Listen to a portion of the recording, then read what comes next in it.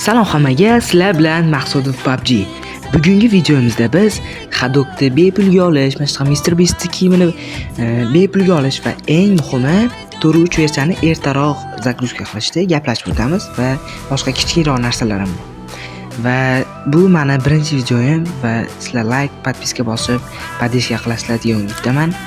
Qani bo'lmasa, ketdi.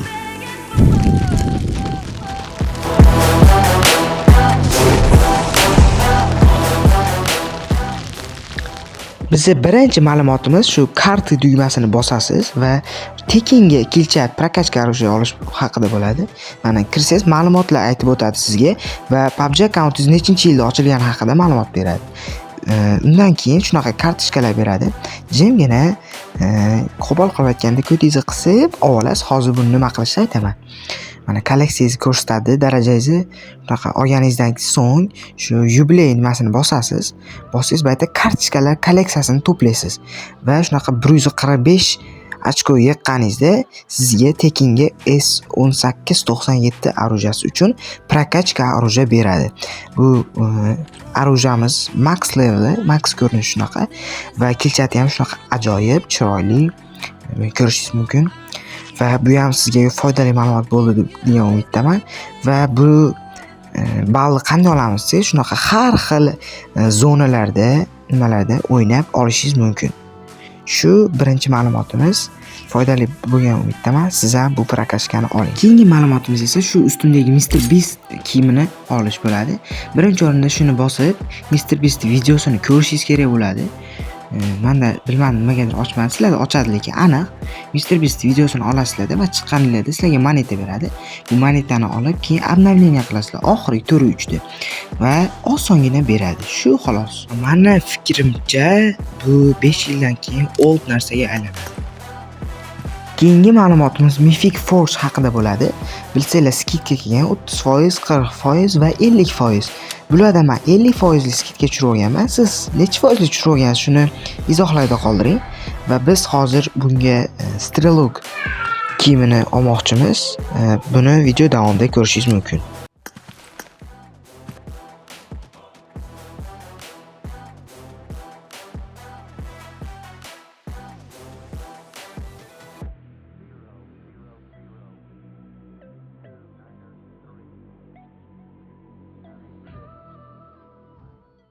Mana nima tushirganimni ham ko'rdingiz. Bir dona kristal tushirdim. Endi bunga Strelokni olamiz. Menga emotsiyasi vashshi yoqadi, sizlarga-chi. Vau, qaranglar. Buni sotib olamiz. Qani? Assalomu alaykum. Mana endi maza qilib emotsiyasini ishlashimiz mumkin. Bir ko'ringlar buni, ko'ringlar emotsiyasini. Voy. Kelishini qaranglar buni. Mana endi bo'lsa Old Hadok'ni qanday olish ko'rsataman. Sabitiga kiramiz, kostyumiy bo'limiga o'tkazamiz. Mana shu old kiyimim qaytgan ko'rishinglar mumkin. Mana bu ashqovoq kiyimim qaytgan ko'rishinglar mumkin.